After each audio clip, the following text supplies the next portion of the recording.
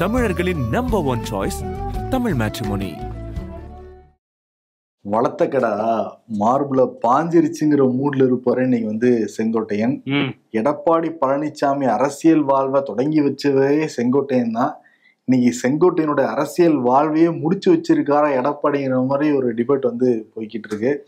எல்லாருக்கும் தெரிஞ்ச ஒரு பிரச்சனை தான். இன்னைக்கு அதை பத்தி டீட்டெயிலா பேசிடலாம். Welcome to the imperfect show. நான் உங்கள் நண்பன் சிபி சக்கரவர்த்தி. நான் உங்கள் வருண். ஓகே, ஷோக்குள்ள போயிடலாம். Welcome to the imperfect show. எல்லாரும் ஒத்துமையா இருந்து அவங்களோட எதிரிகளை வீழ்த்துவாங்கன்னு பார்த்தா அவங்களுக்கு அவங்களே மாறி மாறி வீழ்த்திக்கிறாங்க. இல்ல, புது எதிரிகளை கிரியேட் பண்ணிட்டு இருக்கிறாருன்னு நினைக்கிறேன் எடப்பாடி. அது அந்த காலத்து எம்ஜிஆர் படத்துல எல்லாம் வரும்ல, டிஷ்யூம் அத மாதிரி சண்டை போட்டிருக்கிற எடப்பாடி பழனிசாமி. ஓகே, செங்கோட்டையன் கொங்குபெட்ல ஒரு முக்கியமான நிர்வாகி. பிப்ரவரி மாசம் நடந்த ஒரு கூட்டத்துல ஜெயலலிதா போட்டோ வைக்கவே இல்லை, எடப்பாடி போட்டோ மட்டும் தான் இருந்துச்சுன்னு சொல்லிட்டு அந்த கூட்டத்தை புறக்கணிச்சாரு. அப்பவே ஒரு பெரிய சம்பவம் காத்திருக்கு அப்படின்னு எல்லாரும் சொன்னாங்க. உண்மையான காரணம் என்னன்னா அவர் போட்டோ வைக்கலங்கிறது ரொம்ப ஃபீலிங்ஸ் ஆயிட்டாரு. இதுக்கான கிளைமேக்ஸ் நேற்று நடந்துச்சு. கட்சி விட்டு நீக்கப்பட்டிருக்காரு செங்கோட்டையன். சில மாதங்கள் முன்னாடி ஒரு பிரஸ் மீட் கொடுத்திருந்தாரு. பிரிஞ்சவங்க எல்லாத்தையும் ஒண்ணு சேர்க்கணும், அதான் கட்சிக்கு நல்லது, 2026 நம்ம ஜெயிக்கிறதுக்கான ஒரு யுக்தியாவது அமையும்லாம் சொல்லியிருந்தாரு. அது நீங்க பேச்சை ஸ்டார்ட் பண்றது ஒரு 10 நாள் கெடு கூட எடுத்துக்கலாம்லாம் சொல்லியிருந்தாரு. அவரு பேச்சை ஸ்டார்ட் பண்றதுதான், 10 நாள் சேர்த்துக்கணுங்கிறது செங்கோட்டையன் சொல்லல. ஆமா, அதுக்கப்புறம் அந்த கெடுவை எக்ஸ்டெண்ட் பண்ணிட்டே போனாரு. ஏன்னா எதுவுமே நடக்கல. அப்புறம் கெடுவை விதிக்கலன்னு ஒரு கட்டத்துல சொல்லிட்டாரு. இன்னைக்கு கெடு விதிச்சேன், ஆனா பேச்சுவார்த்தைக்கு ஆரம்பிக்கணும்னு தான் வச்சுனே தவிர சேர்த்துக்கணும்னு விதிக்கலன்னா விளக்கம் கொடுத்துக்கிட்டு இருந்தாரு. ஆனா என்னன்னா, அந்த பிரஸ் மீட் கொடுத்த உடனே கட்சி பதவிகள்லாம் பறிக்கப்பட்டிருந்தது. அப்புறம் சைலண்ட் மூட்லேயே தான் இருந்தாரு செங்கோட்டையன். பாயிண்ட் வரட்டும்ட்டு கரெக்டா தேவர் ஜெயந்தி வந்தது. அதுல ஓபிஎஸ், டிடிவி தினகரன், எடப்பாடி பழனிசாமிக்கு பிடிக்காதவங்க, எடப்பாடி பழனிசாமி எதிரியா நினைச்சுக்கிட்டு இருக்கிறவங்கள ஒன்னா சேர்ந்து சசிகலா வேற பார்த்தாரு. இதெல்லாம் அவருக்கு பயங்கர கோபம் ஆயிடுச்சு போல எடப்பாடிக்கு. ஆமா, செங்கோட்டையன் கேட்டப்ப கட்சியில இருந்து நீக்க போறாங்களாமே, இன்னைக்கு என்ன பண்ணுவீங்கிறப்ப அதெல்லாம் சந்தோஷம் தாண்டு போனாப்புல. இல்ல, இன்னைக்கு எனக்கு வருத்தம் தான், கண்ணீர் அழுதுடுவேன். ஆனந்த கண்ணீரா இல்ல ரத்த கண்ணீர்? அப்புறம் என்ன மகிழ்ச்சியா இருப்பேன் அப்படின்னு என்ன பேட்டி கொடுத்து நான் சொல்லிட்டேன்ப்பா, இந்த மாதிரி நடவடிக்கை எடுப்பாருன்னு எதிர்பார்த்திருக்க மாட்டான்னு நினைக்கிறேன் செங்கோட்டையன். இன்னைக்கு பிரஸ் மீட்ல 1972 எம்ஜிஆர் புரட்சி தலைவர் கட்சி ஆரம்பிக்கிறப்ப நான் கூட இருந்தேன். 1975 பொதுக்குழு நடந்தப்ப முக்கியமா நிர்வாகியா பணியாற்றினேன். அதற்கு பிறகு அம்மா கூட பணியாற்றினேன். இந்த கூவத்தூர்ல நடந்தப்ப 122 எம்எல்ஏக்கள் இருந்தாங்க. அந்த சைடு ஒரு 11 பேர் இருந்தாங்க. யார்? ஓபிஎஸ் அணி. அப்ப பிரிஞ்சிடக்கூடாதுங்கிற ஒரே காரணத்துக்காக பரிந்துரை கடிதத்தை வாங்கி எல்லார்ட்டையும் வாங்கி கொடுத்தவன் நான் தான், எடப்பாடி பழனிசாமி சிஎம் ஆகணும்னு. ஆனா எனக்கே இப்படி ஒரு துரோகம் நடந்திருக்கு. கட்சி எல்லாரும் ஒண்ணு சேரணும், வெற்றி பெறணும் தான் நான் சொன்னது. இன்னொன்னு பாருங்க, எடப்பாடி பழனிசாமி அந்த கொடநாடு கொலை வழக்குல ஏவுன் அக்யூஸ்டா இருக்காரு. இன்னொன்னு, ஒரு பதவி ஏற்றதுல இருந்தே, கட்சிக்கு தலைமை ஏற்றதுல இருந்தே எந்த தேர்தலையும் வெற்றி பெற்றதே இல்ல. எம்ஜிஆர் புரட்சி தலைவர் தோல்வியே பார்க்காதவர். அம்மா வெற்றி, அப்புறம் தோல்வி, அப்புறம் வெற்றிங்கிற பார்ப்பாங்க. பட் இவர் தோல்வி மட்டுமே பார்த்துக்கிட்டு இருக்காரு. 2019 தேர்தல், 2021 தேர்தல், அப்புறம் நடந்த உள்ளாட்சி, பேரூராட்சி, மாநகராட்சி தேர்தல், 2024 தேர்தல், எல்லா தேர்தலையும் தோல்விதான். 2024 தேர்தல் தோல்விக்கு பிறகு 6 பேர் நாங்க போய் ஒன்னா சந்திச்சு பேசணும், பிரிஞ்சவங்களும் ஒண்ணு சேர்க்கணும்ட்டு அந்த செய்தியெல்லாம் வெளியில கசைஞ்சு எடப்பாடி பழனிசாமி கிட்ட கேட்டப்ப கழக அலுவலகத்திலே இருந்து பச்சை பொய்ங்கிறத சொன்னாரு. அதுக்கப்புறம் கூட 2 பேர் கூட நான் போய் பார்த்து பேசினேன். அந்த 2 பேர் யாருன்னு நான் சொல்ல விரும்பலன்ட்டு சொல்லியிருக்காரு. இப்போ துரோகத்துக்கான நோபல் பரிசே கொடுக்கலாம் எடப்பாடி பழனிசாமிக்குங்கிறத சொன்னாரு. ஏற்கனவே அமெரிக்கால அக்கப்போரா இருக்கு அந்த அமைதிக்கான நோபல் பரிசு. இதுல துரோகத்துக்கு வேற புது கேட்டகரி எல்லாம் உருவாக்கிட்டு இருக்காரு. ஆனா அவர் சொல்றாருல்ல, எம்ஜிஆர் காலத்திலே நான் இருந்தேன், எடப்பாடிக்கு முன்னாடியே கட்சியில சேர்ந்தவன்லாம் சொல்றாரு. இப்ப அதிமுக காரங்க என்ன சொல்றாங்கன்னா, எம்ஜிஆர் காலத்துல அவர் கட்சியில சேர்ந்திருக்கலாம், ஆனா இப்ப அவர் கட்சியில இருந்து நீக்கிறதே வாழும் எம்ஜிஆர் தானே அப்படின்லாம் பில்டப் கொடுத்துட்டு இருக்காங்க. கருப்பு எம்ஜிஆர் இல்லையா அவர் வாழும் எம்ஜிஆர், கண்ணாடி எல்லாம் போட்டு தொப்பியெல்லாம். புரட்சி தமிழர்ப்பா, புரட்சி தமிழர், புரட்சி தலைவரோட ஒரு ஜெராக்ஸ் காப்பி தான். அந்த அளவுக்கு கட்சியை வழி நடத்துறாருன்னு அவங்க பேசிக்கிறாங்க. சரி, அவங்க பேசினா பார்த்தாது நானே பேசிடுறேன்னு பேசியிருக்காரு. ஏன்னா இவர் செங்கோட்டையன் கூட பேட்டியில சொல்லியிருந்தாரு, திமுகவோட பி டீம்னு என்ன சொல்றாங்க, ஆனா அவர் தான் A1 கொடநாடு வழக்குல இருந்தும் திமுக நடவடிக்கை எடுக்கலன்னா நீங்களே பாத்துக்குங்கிற மாதிரி சொல்றாரு. எடப்பாடியே திமுகவோட பி டீம்னு அவர் சொல்றாரு. இன்னைக்கு எடப்பாடி பேட்டி கொடுத்திருக்காரு. அவர் வந்து பழைய ட்விட்டர்ல போட்ட போஸ்ட், ஓபிஎஸ் போட்டதெல்லாம் எடுத்துட்டு பிரிண்ட் அவுட் எடுத்துட்டு வந்து ஃபைல் எல்லாம் வச்சு பார்த்து பேசிட்டு இருந்தாரு. அவர் வந்து இவங்க எல்லாமே திமுகவோட பி டீம் தானே அவரு குற்றச்சாட்டு வைக்கிறாரு. அதே மாதிரி 2 முறை வந்து எனக்கு வாய்ப்பு கொடுத்தாங்க, முதல்வர் ஆகிறதுக்கு வாய்ப்பெல்லாம் இருந்ததுன்னு செங்கோட்டையன் பேசியிருந்தாரு. அப்படிலாம் எந்த வாய்ப்புமே இல்லை.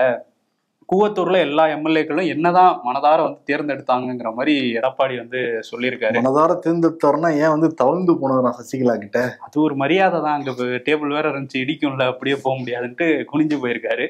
ஆனா வந்துட்டு இப்ப என்ன சொல்றாரு அப்படின்னா, செங்கோட்டையன் 6 மாசமாவே கட்சி விதிகளுக்கு எதிராக தான் நடந்துட்டு இருந்தாரு. இப்ப நான் மட்டும் இதை எடுத்த முடிவு கிடையாது, மூத்த தலைவர்களோட பேசி அவரை கட்சியில இருந்து நீக்கி இருக்கிறோம் அப்படின்றாரு. நான் தான் நிரந்தர பொதுச் செயலாளர், அது உங்களுக்கே தெரியும். அவர் சொல்றதெல்லாம் கேட்டுட்டு வந்து என்னை தற்காலிக பொதுச் செயலாளர்லாம் சொல்ல முடியாது. அவரே சொல்லிக்கிறார் நிரந்தர பொதுச் செயலாளர். வாயால சொல்லாம, உங்களுக்கு தெரியும்ல, பத்திரிகைக்காரங்களுக்கு தெரியும், இந்த கேள்வியை கேட்காதீங்கன்னு சொல்லி அதுல இருந்து ஸ்கிப் பண்ணிட்டாரு. ஏன்னா புரட்சி தலைவர் எம்ஜிஆர் இருந்த வரைக்கும் நிரந்தர தலைவர்னு சொல்லிட்டு இருந்தாங்க, ஜெயலலிதா இருந்த வரைக்கும் நிரந்தர தலைவர்னு சொல்லிக்கிட்டு இருந்தாங்க.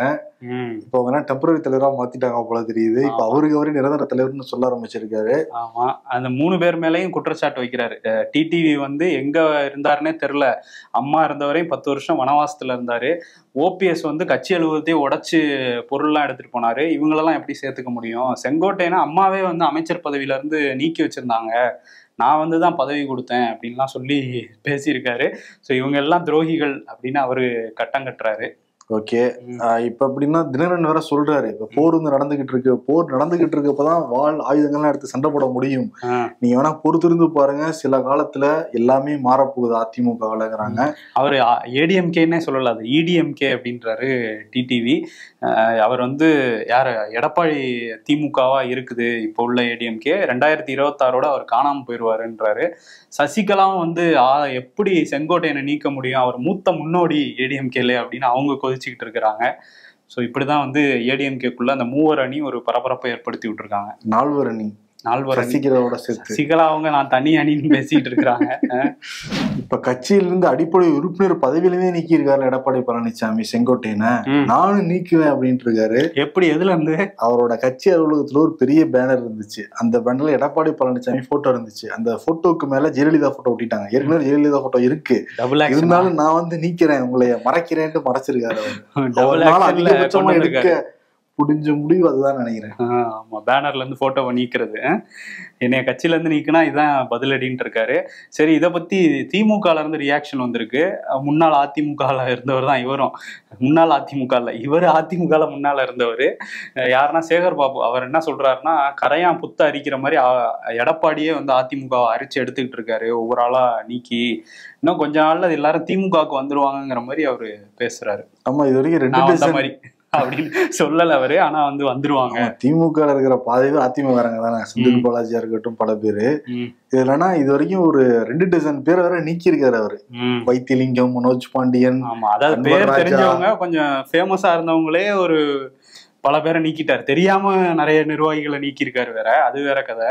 ஆக்சுவலி பிஜேபி பிளானே என்ன இருந்துச்சு அப்படின்னா, பிரிஞ்சவங்க எல்லாத்தையும் ஒண்ணு சேர்க்கறது தான். இப்ப அந்த பிளான்லயே மண்ணெளி போட்டுக்கிட்டு இருக்காரு எடப்பாடி பழனிசாமி. இருக்கிறவங்க எல்லாம் பிரிச்சு விட்டுக்கிட்டு இருக்காரு அவரு.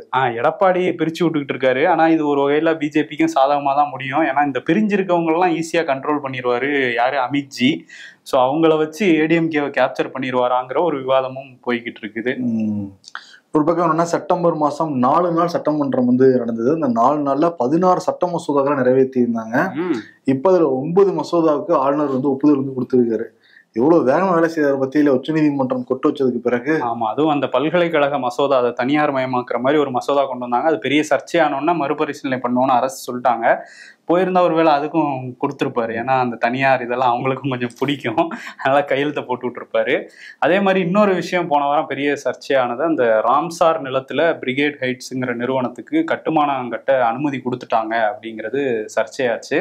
அதுக்கப்புறம் அது ராம்சார் சைட் இல்லை, அது வந்து பட்டா எண் உள்ள இடத்துலதான் நாங்க கொடுத்துருக்கோம்னு அரசு விளக்கம் கொடுத்துருந்தாங்க. இந்த பள்ளிக்கரணை இல்ல, பள்ளிக்கரணை சதுப்பு நிலத்துல. இப்போ இதுல வந்து கோர்ட்டுக்கு போயிருந்தாங்க. ஏடிஎம்கே தரப்புல இது போட்டிருந்தாங்க, மனு போட்டிருந்தாங்க. அதை விசாரிச்ச சென்னை உயர்நீதிமன்றம் என்ன கேள்வி கேட்டிருக்காங்கன்னா, அது சதுப்பு நிலம்னு தெரிஞ்சும் உச்சநீதிமன்றம் பசுமை தீர்ப்பாயம்லாம் அங்க வந்து கட்டுமான பணிக்கு அனுமதி கொடுக்க கூடாதுன்னு தெரிஞ்சும் எப்படி சிஎம்டிஏ அனுமதி கொடுத்தீங்க அது வந்து அவங்க பேப்பரை பார்த்து தான் அனுமதி கொடுத்தோம்னு நான் சொல்றேன். ஆமா, முக்கியமான பேப்பர் இருந்திருக்கு போல, அதுல கொடுத்துட்டாங்க. இப்ப அதுக்கு அரசு தரப்பு விளக்கமும் கொடுத்துருக்காங்க கோர்ட்ல. என்ன சொல்றாங்கன்னா, அதுல வந்து சுற்றுச்சூழல் தாக்க மதிப்பீட்டு அனுமதியெல்லாம் கொடுத்துருந்தாங்க, அதனாலதான் நாங்க வந்து கொடுத்தோம் அப்படின்றாங்க. அதே மாதிரி அரசு தரப்புல இன்னொரு விஷயத்தையும் சொல்லியிருக்காங்க. துல்லியமான சதுப்பு நில பகுதி எதுன்னு ஆய்வு பண்ணிட்டு இருக்காங்களாம். அது 2 வாரத்துல அதுக்கான ஆய்வு பணிகள் முடியும்னு சொல்லியிருக்காங்க. முடியறது முன்னாடியே எப்படி இந்த பிரிகேட் ஹைட்ஸுக்கு நீங்க கட்டிக்கலாம்னு கொடுத்தாங்கிறது தெரியல. எல்லாம் பேப்பர் இருக்கனாலதான், பேப்பர் தான். அதான் சிஎம்டிஏ இதுல வேற ஒரு புது உத்தரவு இந்த ஆண்டு போட்டிருக்காங்க. அந்த சதுப்பு நில பகுதி மட்டும் இல்லாம அதை சுத்தி 1 கிலோமீட்டர்லயும் பில்டிங் இருக்கக்கூடாதுன்னு. ஆனா எவ்வளவு பில்டிங் ஏற்கனவே இருக்குது, அதெல்லாம் இப்ப என்ன பண்ணுவாங்க? ஏற்கனவே மழை காலம் இது. அந்த மடிப்பாக்கம் ஏரியா, வேளச்சேரி எல்லாம் தண்ணி ஏரியா இல்ல, ஏரி ஏரியால இருக்கிற அந்த தண்ணீர் எல்லாமே அந்த பக்கம் தான் போகக்கூடிய சூழல் இருக்கு. அந்த இடத்துலயும் பில்டிங் கட்டிட்டாங்கன்னா தண்ணி எங்கதான் போகும்? இதுதான் இப்ப உயர்நீதிமன்றமும் சொல்லியிருக்காங்க. தண்ணி போறதுக்கான இடத்துல நீங்க எந்த கட்டட பணியும் நடக்கக்கூடாது, உடனடியா அதெல்லாம் ரத்து பண்ணுங்கன்னு சொல்லியிருக்காங்க. ஸோ அடுத்து 1 வாரத்துக்குள்ள மத்திய அரசும் மாநில அரசும் இதுல பதில் சொல்லுங்கன்னு உயர்நீதிமன்றம் கேட்டிருக்காங்க. பிரதமர் மோடி பீகார்ல நடந்த அந்த பிரச்சார கூட்டத்துல போற போக்குல திமுக வந்து தமிழ்நாட்டுல வந்து பீகாரிகளை துன்புறுத்துறாங்க அப்படின்னு வந்து ஒரு வார்த்தையில கடந்து போயிருந்தாரு. அதுக்கு வந்து பல கண்டனங்கள் வந்து கிளம்பியிருக்கு. கர்நாடகாலையும் இதே நிலைமை தான், தெலுங்கானாலையும் இதே நிலைமை தான் அப்படின்லாம் சொல்லி அங்கே ஒரு 2 மாநிலங்களுக்கு இடையில ஒரு பகை உருவாகிற வகையில தான் அவர் பேசியிருந்தாரு. அதுக்கு திருமாவளவன் வந்து ரொம்ப அதிர்ச்சியா இருக்கு, பிரதமரே இப்படி பேசினாரா அப்படிங்கிற மாதிரி ரொம்ப அதிர்ச்சியா இருக்காரு. இது அண்ட புழுகு ஆகாச புழுகு அப்படின்னு சொல்லி வன்மையான கண்டனங்களை வந்து பதிவு பண்ணியிருக்காரு. ஆமா, சீமோனா தான் சொல்றாரு, இன பகையை உருவாக்க பாக்குறாரு பிரதமர், இதெல்லாம் நிச்சயம் கண்டிக்கத்தக்கதுன்னு சொல்லிட்டு சொல்லியிருந்தாரு.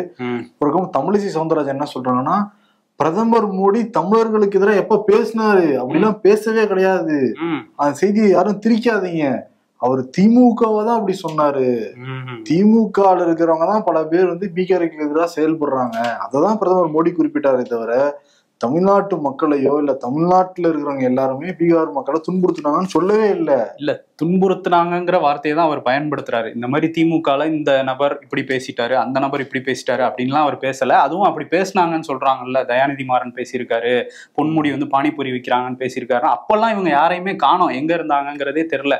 கரெக்டா தேர்தலில் போயிட்டு ஒரு வார்த்தையில துன்புறுத்துறாங்க அப்படின்னா அது தமிழர்கள் மனதையும் புண்படுத்தி இருக்குங்கிறதா நம்ம பெருவாரியா பார்க்க முடியுது. ஆமா, அது சொன்னதுக்கு அப்புறம் அது வந்து விளக்க ஒரு எழுதுனாங்கன்னா எப்படி பிரதமர் மோடியே தயாநிதி மாறன் சொன்னாரு, ஏவாவேல் இப்படி சொன்னாருன்னா நமக்கு தெளிவாக தெரியும். பொதுவா வந்து கர்நாடகம் தமிழ்நாட்டுல பீகாரிகள் துன்புறுத்தப்படுறாங்கன்னா அதுல இப்ப உள்நோக்கம் இல்லையா அப்படிங்கிறது இருக்குல்ல. ஆனா பாருங்க, பிரதமர் மோடி ஆகட்டும், செங்கோட்டையன் ஆகட்டும், விஜய் ஆகட்டும், எல்லாரும் எடுக்கிற முடியும் திமுகவுக்கு சாதகமா முடிஞ்சுக்கிட்டு இருக்கு. பிரதமர் மோடி வாக்குக்காக, தேர்தலுக்காக தமிழ்நாட்டுல பீகாரிகள் துன்புறுத்தப்படுறாங்கன்னு பேசியிருந்தாரு. நம்ம எல்லாருக்குமே தெரியும், இங்க அந்த மாதிரி எந்த சம்பவம் நடக்கவே கிடையாது, ஏதாச்சும் சொல்ல நமக்கு தெரியல. சரிதான், தமிழ்நாட்டு மக்கள்கிட்ட கேட்டுருவோம், நம்ம களத்துல இறங்கி கேட்டோம். ஏன் பீகாரிகள்கிட்ட கூட நம்ம கேட்டிருக்கோம், பீகார்ல இருந்து இங்க வந்து தொழில் பண்ற நபரோட நம்ம கேட்டப்ப அவங்க என்ன சொல்றாங்க நீங்களே கேளுங்க. मैं यहाँ अपना बिहार से आके यहाँ तमिलनाडु में इंजीनियर लोग का सामने अच्छे काम मिल रहा है, अच्छे काम भी कर रहे हैं, बहुत अच्छे लगा है, हम लोग का बिहार से भी अच्छे है, यहाँ कोई दिक्कत नहीं है। उसका बाद हम लोग साथ में इंजीनियर लोग का साथ में है, इंजीनियर लोग मेरे को बहुत अच्छे मानते हैं, सब पब्लिक भी देखभाल लेबर के भी अच्छे मानते हैं, यहाँ कोई प्रकार के हम लोग का दिक्कत नहीं है, अच्छे लगता है, बिहार से भी अच्छे लगता है। यहाँ ஹிந்தியில பேசும்போதே அந்த ரியாக்ஷன்ஸை நம்மளால புரிஞ்சுக்க முடியுது. இங்கே நான் வந்து பீகாரோட நல்லா இருக்கேங்கிற மாதிரியும், நமக்கு மேலே உள்ளவங்க இங்கே உள்ள பப்ளிக் எல்லாமே நல்லா தான் நம்மளை பார்த்துக்கிறாங்கிற மாதிரி தான் அவர் வந்து பேசியிருக்காரு. இந்த வீடியோவை நீங்க முழுசா பார்க்கணும்னா அதோட லிங்க் வந்து கமெண்ட்லயும் டிஸ்கிரிப்ஷன்லயும் கொடுத்துருக்கோம். ஆமா, புட்டு வச்சிருக்காங்க. நிறைய 2K கிட்ஸ் அரசியல் தெரியாதவங்க கூட எங்க துணி கொடுத்துறாங்க, எல்லாம் சுதந்திரமா தான் இருக்காங்க இங்க. ஏன்னா வந்தாலே வாழ வைக்கும் ஊரு இது, எல்லா மாநிலத்துக்கும் கிடைக்காத ஒரு பெருமை தமிழ்நாட்டுக்கு வந்து இருக்கு. பட் நம்மள எல்லாம் அப்படி வந்து சொல்றதுங்கிறது நமக்கு ரொம்ப கஷ்டமா தான் இருக்கு. 1956 நவம்பர் 1 அன்னைக்கு தான் வந்து மொழிவாரியா மாநிலங்கள் பிரிக்கப்பட்டது. மதராஸ் மாகாணத்துல இருந்து அது தமிழ்நாடு, கேரளா, ஆந்திரா இதெல்லாம் வந்து பிரிச்சாங்க. இதுக்காக பல தியாகிகள், எண்ணற்ற தியாகிகள் வந்து போராடி இருக்காங்க. எல்லை வந்து வரையறுக்கிறதுல ஆரம்பிச்சு மொழிவாரியா மாநிலம் பிரியணும் அப்படின்னு சொல்லிட்டு. இது ஏற்கனவே தமிழ்நாடு நாளாக தான் இருந்தது நவம்பர் 1. அது திமுக ஆட்சிக்கு வந்தோடனே இது எல்லை போர் தியாகிகள் நாள் அப்படின்னு சொல்லி தான் இன்னைக்கு கூட முதலமைச்சர் அவங்களுக்குலாம் வீர வணக்கம் செலுத்துறேன், மார்ஷல் நேசமணி, மாப்போசி இந்த மாதிரியான தலைவர்களுக்கு அப்படின்னு அவரு பதிவு போட்டிருக்காரு. ஆனா எதிர்கட்சிகள் அதிமுக, பாமக, அன்புமணி, விஜய் இவங்கெல்லாம் வந்து இன்னைக்கு தமிழ்நாடு நாள் வாழ்த்துக்கள் அப்படின்னு தான் சொல்லியிருக்கிறாங்க. ஸோ அது ஒரு அரசியல், இதுவும் வந்து அரசியலா மாற்றப்பட்டிருக்கு தமிழ்நாட்டில். ஆனால் இன்னைக்கு உண்மையிலே வந்து அதுக்காக போராடின தியாகிகளை நம்ம நினைவுல கண்டிப்பா வச்சுக்கணும். நிச்சயமா வரும். இன்னொரு பக்கம் என்னன்னா, வங்கக்கடல்ல காற்றழுத்த தாழ்வு பகுதி உருவாக போகுதான். அதனால நவம்பர் 1 இன்னையிலிருந்து நவம்பர் 6 வரைக்கும் தமிழ்நாட்டுல பல்வேறு இடங்கள்ல மழை பெய்யலாம்னு சொல்றாங்க. கொஞ்சம் ஜாக்கிரதையா நம்ம வந்து இருந்துக்கணும். அண்ணாமலை பயங்கர அப்செட்ல இருக்காரு போல. ஏன்னா பேட்டியிலாம் திரும்பியும் சொல்லியிருக்காரு, வெங்காயம் மாதிரி தான் உரிச்சா ஒன்றும் இருக்காது தலைவர் பதவி அப்படிங்கிறத சொல்றாரு. அவர் இருந்த வரையும் அதை சொல்லலை, இப்ப சொல்றாரு. இப்ப என்ன சொல்றாருன்னா, நான் வந்து பிரதமர் மோடியும் அமித்ஷாவும் ஒரு தூய அரசியல் பண்ணுவாங்க அப்படின்னு தான் இந்த கட்சிக்குள்ள வந்தேன், நம்பி பயணிச்சுக்கிட்டு இருக்கிறேன். தமிழ்நாட்டுல ஒரு நல்ல கூட்டணி ஆட்சி அமையும் அப்படிங்கிறது என்னோட எண்ணமா இருக்கு, இன்ன வரையும் நான் அதை நம்பிக்கிட்டு இருக்கேன். அப்புறம் இவரே கூட்டணி கெடுத்து விட்டாரா 2024? ஆமா, அதை வந்து அவரு சொல்லல. ஆனா என்ன சொல்றாருன்னா, சில நேரங்கள்ல மனசாட்சிப்படி எனக்கு ஒரு விஷயம் தோணுது, ஆனா தலைவர்கள் பேச்சை கேட்டுக்கிட்டு நான் அமைதியா இருக்கிறேன், என் வாய் ஒண்ணு பேசுது, மனசு ஒண்ணு நினைச்சுக்கிட்டு இருக்கு, இதெல்லாம் ஒரு மாதிரி தான் இருக்கு, நான் பிடிச்ச வரையும் இங்க இருப்பேன், அப்புறம் போயிடுவேன், எனக்கு விவசாயம் இருக்கு, நான் அங்க பார்க்க போயிடுவேன். இன்னமும் வந்து அதிமுக காரங்க நான் பேசுறதை நிறுத்திட்டேன், அமித்ஷா என்கிட்ட சொன்னாரு, அதான் சொல்லியிருக்காரு போல பேசக்கூடாதுன்னு. நம்ம சொன்னா அது அவரவே ஒரு ஆதாரபூர்வமா அவரே சொல்றாருல்ல. இப்ப அதான் எதுவும் பேசக்கூடாதுன்னு என்கிட்ட சொல்லியிருந்தாரு, அதனால நான் அமைதியா இருக்கேன், அவர் வாக்குக்கு மதிப்பு கொடுத்து. எனக்கு பேச 2 நிமிஷம் ஆகாது, ஆனா இருந்தாலும் சில அதிமுக தலைவர்கள் என்னை பத்தி பேசிக்கிட்டே இருக்கிறாங்க, அவ்வளவுதான் பாத்துக்கங்கிற மாதிரி ஒரு சைலண்ட் லோன்ல போறாரு. சுரண்டி பார்க்காதீங்க இந்த அண்ணாமலைய, அசோக தேதியை குறிச்சு வச்சுக்கோன்னு சவால் விடுவாரா? ஏற்கனவே இப்படி சவால் விட்டு தான் இப்ப எந்த பொறுப்பும் இல்லாம இருக்காரு. திருப்பி அமித்ஷாக்கே சவால் விடுற மாதிரி பேசியிருக்காரு. நீங்க 2 பேரும் நல்லாங்கிறனால கட்சியில அப்படின்னு. மோடி மேல எனக்கு எந்த இதுவும் இல்ல, நம்பிக்கை இருக்குன்றாரு. தனி கட்சி எனக்கு அதெல்லாம் என் உயரம் என்னன்னு தெரியும், அதெல்லாம் நான் நடத்த முடியுமா அப்படின்னு கேட்டுக்கிறாரு பேட்டியில. அதெல்லாம் அண்டல் பண்ணி வச்சுக்கணும் இப்போதைக்கு. அப்புறம் மாத்தி பேச வரல ஆரம்பிச்சாருன்னா. ஆமா, நேத்து வந்து அமெரிக்கா இந்தியா ஒரு 10 வருஷத்துக்கு ஒரு பாதுகாப்பு ஒப்பந்தம் வந்து போடப்பட்டிருக்கு. ராஜ்நாத் சிங் கையெழுத்தெல்லாம் வந்து போட்டிருக்காரு. ஆமா, முப்படைகளுக்கும் வந்து இதுல வந்து ஒரு நல்ல பலன் இருக்கும் அப்படின்லாம் சொல்றாரு ராஜ்நாத் சிங். ஒரு 10 ஆண்டுகளுக்கான ஒப்பந்தம் இப்ப கையெழுத்தாயிருக்கு. பாதுகாப்புத்துறையில அமெரிக்காவும் இந்தியாவும் சேர்ந்து பயணிக்க போறாங்களாம். ஸோ அங்க ஆயுதங்கள் விற்கப்படுமா? ஏன்னா ஒரு பக்கம் வந்து போயிட்டு இருக்கு பேச்சுவார்த்தை, அந்த ட்ரேடு டேரிஃப் பத்தின பேச்சுவார்த்தை நடந்துகிட்டு இருக்கு. ஸோ அமெரிக்கா ஆயுதங்களை விற்கிறதுல தான் குறியா இருப்பாங்க. ஸோ இந்த ஒப்பந்தத்துக்குள்ள என்ன இருக்குங்கிறதும் ஒரு மர்மமா தான் இருக்குது. ஓகே, இன்னொரு பக்கம் நேற்று வந்து சர்தார் வல்லபாய் பட்டேலுடைய பிறந்த தினம். இங்க குஜராத்ல போய் அவருடைய சிலைக்கு மரியாதைலாம் செலுத்தினாரு பிரதமர் மோடி. வந்து பேசுறப்ப சுதந்திர போராட்டம் நடந்து முடிஞ்ச உடனேயே ஜம்மு அண்ட் காஷ்மீர் முழுக்க இந்தியா பக்கம் சேர்த்தணும்னு சர்தார் வல்லபாய் பட்டேல் ஆசைப்பட்டாரு. நேரு அதை தடுத்தாரு. அதனாலதான் இது வரைக்கும் பிரச்சனைங்க முடியவே கிடையாது. ஜம்மு அண்ட் காஷ்மீருக்கு முழு பிரச்சனை நேரு தாங்கிறத காட்டியிருந்தாரு அவரு. இதுக்கு வந்து கார்கே பதில் சொல்லியிருக்காரு அவரு. ஓகே, சர்தார் வல்லபாய் பட்டேல் ஆசைப்பட்டாருல்ல, அது வந்து காங்கிரஸ் மேல நீங்க தொடர்ந்து பழி போட்டுட்டு இருக்கீங்க, நேரு மேல 2014 பழி போட்டுக்கிட்டே இருக்கீங்க நீங்க. சரி, காந்தி படுகொலைக்கு பிறகு RSSக்கு வந்து தடை விதிச்சாரு பட்டேல். அதுக்கு பிறகு இப்ப உங்க ஆட்சியில தான் RSSல யாரும் நிர்வாகியா இருந்தா அரசாங்கத்துல பதவி கூட வைக்க முடியாது அவங்க. அத தகரையே நீக்கினது நீங்க தானே. பட்டேலுக்கு எதிராக நீங்க தான் செயல்பட்டுக்கிட்டு இருக்கீங்க. அத என்னோட தனிப்பட்ட முறையில நான் சொல்றேன், இந்தியால RSSங்கிறது தடை செய்ய வேண்டிய அமைப்பு. அதனாலதான் சட்ட ஒழுங்கு பிரச்சனை எல்லா மாநிலங்களும் இருந்துகிட்டே இருக்கு. அவங்களோட நோக்கமே என்னன்னா ஏதாவது சர்ச்சை உருவாக்கணும், சண்டை உருவாக்கணும், ஏதாவது ஒரு இன பிரச்சனை உருவாக்கணும். இப்ப வல்லபாய் பட்டேல் சொன்னதை செஞ்சு காட்டுவாரா தடைய? ஆனா அதுக்கப்புறம் கொஞ்சம் தடை பண்ணதுக்கு அப்புறம் கொஞ்ச காலம் கழிச்சு தடை நீக்கப்பட்டது காங்கிரஸ் ஆட்சியிலேயே. பட் வந்து கேட்கிறாரு கார்கே வந்து இப்ப கேட்கிறாரு அதை. சரி, மேபி இவங்க எதிர்காலத்துல ஆட்சிக்கு வந்தாங்க RSS தடை விதிப்பாங்களா சொல்றாரு கார்கே. சொல்றாரு, அதுதான் பெங்களூர்ல ட்ரை பண்ணாங்க, அதுவே வேற மாதிரி முடிஞ்சிருச்சாங்க. இன்னொரு பக்கம் ஆந்திரா, அங்க வந்து ஒரு சோகமான சம்பவம். நம்ம வந்து இந்த கரூர்ல பார்த்தோம், கூட்ட நெரிசல்ல 41 பேர் உயிரிழந்தாங்க. டெல்லியிலையுமே அது மாதிரி அந்த ரயில் நிலையத்துக்குள்ள கூட்ட நெரிசல் ஏற்பட்டு அப்பாவிகள் வந்து உயிரிழந்தாங்க. மகாமகம், இந்த மாதிரியான மகா கும்பமேளா, இந்த மாதிரி ரிலீஜியஸ் ஈவெண்ட்லையும் அது வந்து நடந்துகிட்டு தான் இருக்கு. ஒரு க்ரௌட் மேனேஜ்மெண்ட் வந்து தொடர்ச்சியா ஒரு ஃபெயிலியர் நோக்கி தான் நம்ம நாட்டில் போயிட்டு இருக்குது. இப்போ ஆந்திரால அப்படி ஒரு சம்பவம் வந்து நடந்திருக்கு. ஸ்ரீகாகுளம் அப்படிங்கிற மாவட்டத்தில் ஏகாதசியை முன்னிட்டு அந்த வெங்கடேஸ்வர சாமி கோயிலுக்கு நிறைய பக்தர்கள் வந்திருக்காங்க. கடும் கூட்ட நெரிசல் ஏற்பட்டு பெண்கள் குழந்தைகள்னு 9 பேர் வந்து உயிரிழந்திருக்காங்க. அதான் வந்து சந்திரபாபு நாயுடு இரங்கல் தெரிவிச்சிருக்காரு. இந்த நிவாரண பணிகள்லாம் நடக்கும் அப்படின்னும் சொல்லியிருக்காரு. அமெரிக்க துணை அதிபர் ஜேடி வான்ஸ் ஒரு நிகழ்ச்சியில வந்து கலந்துக்கிட்டாரு. அங்க ஒரு இந்திய வம்சாவளி பெண் ஒரு கேள்வியை கேட்டாங்க. இந்த மாதிரி இன்டர் ரிலீஜியஸ் மேரேஜ் பத்தி என்ன நினைக்கிறீங்கிற மாதிரி. ஏன்னா அவரோட மனைவி உஷா வான்ஸ் வந்து இந்து முறைப்படி வந்து அந்த இதை ஃபாலோ பண்றாங்க.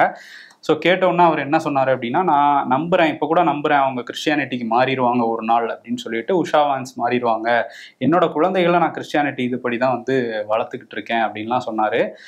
ஒருவேளை அவங்க மாறலை அப்படின்னு அவங்க வந்து அதிலே இந்துயிசம்லேயே கண்டினியூ பண்ணாங்கன்னா அதுதான் வந்து இறைவன் நினைக்கிறாருன்னு நான் நினச்சிட்டு அப்படியே இருந்துருவேன்னும் சொல்லியிருந்தாரு. பட் இது வந்து ஒரு ஃபோர்ஸ்டு கன்வர்ஷன் மாதிரி இருக்குன்னு நிறைய எதிர்ப்புகள் கிளம்புச்சு. இவர் வந்து கிறிஸ்டியானிட்டிக்கு மாறணும்னு அழுத்தம் கொடுக்குறாரு. ஏன்னா அவங்க இப்போ முன்னாடியே சொல்லியிருக்காங்க உஷா வான்ஸ், நான் எப்போவுமே மாற மாட்டேன்னு. அப்படி இருந்தும் இதை ஏன் அவர் பேசணும் அப்படிங்கிற மாதிரி ஒரு கான்ட்ரவர்சியாக மாறி இருக்கு. இப்போ நான் அந்த மாதிரி சொல்லலை, அது அவங்களோட விருப்பங்கிற மாதிரி ஒரு விளக்கம் கொடுத்தா கூட அந்த கான்ட்ரவர்சி ஓயலை.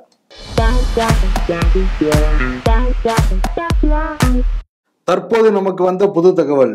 விஜய் கட்சி ஆரம்பித்து இன்று வரை பேசியதை விட ஏகே இன்று பேசிய வீடியோவின் நேர அளவு அதிகமாம். முக்கிய குறிப்பு, வித்தவுட் ஸ்கிரிப்ட் பேப்பர். டிசிஎஸ் விட இபிஎஸ் தான் எல்லாரையும் லே ஆஃப் பண்றாரு.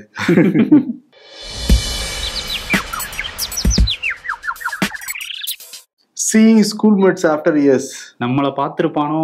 ஆமா, இப்ப என்னன்னா பேரு தெரிய மாட்டேங்குது டக்குன்னு. சில நேரங்களில் மனசாட்சிக்கு எதிராக பேச வேண்டியுள்ளது அண்ணாமலை வேதனை.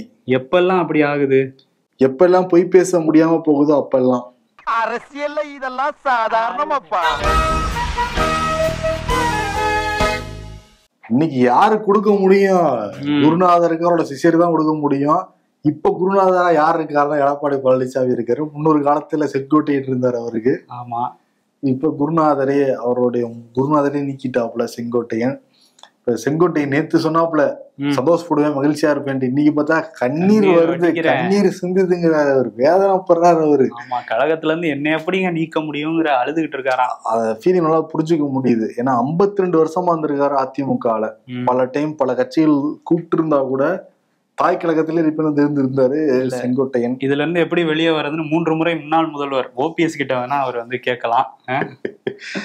சரி, ஓகே. ஆனா என்னன்னா, ஊரை தெரிஞ்சுக்கிட்டேன் பாட்டு தான் போடுவார் இன்னைக்கு செங்கோட்டையன். ஆமா, சரி, அதனால செங்கோட்டையனுக்கும் எடப்பாடி பழனிசாமி அந்த விருதை கொடுத்துட்டு விடைபெறலாம். நன்றி. தமிழர்களின் நம்பர் 1 சாய்ஸ் தமிழ் மேட்ரிமோனி.